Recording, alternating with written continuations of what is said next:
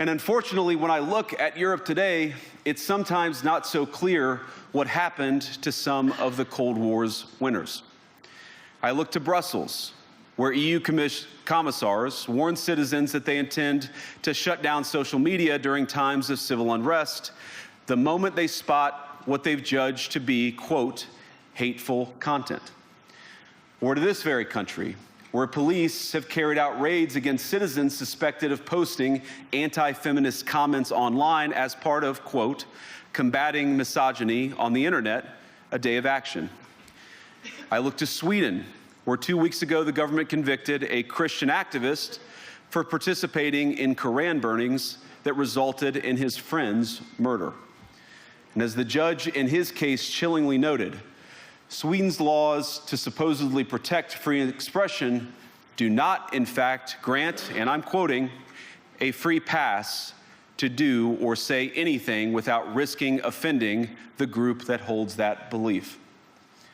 And perhaps most concerningly, I look to our very dear friends, the United Kingdom, where the backslide away from conscience rights has placed the basic liberties of religious Britons in particular in the crosshairs.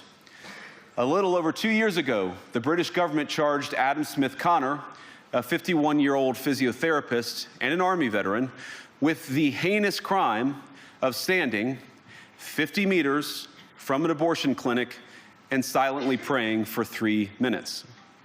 Not obstructing anyone, not interacting with anyone, just silently praying on his own. And after British law enforcement spotted him and demanded to know what he was praying for, Adam replied simply, it was on behalf of the unborn son he and his former girlfriend had aborted years before. Now, the officers were not moved.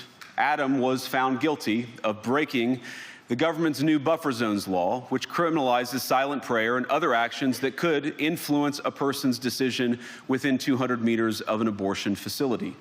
He was sentenced to pay thousands of pounds in legal costs to the prosecution.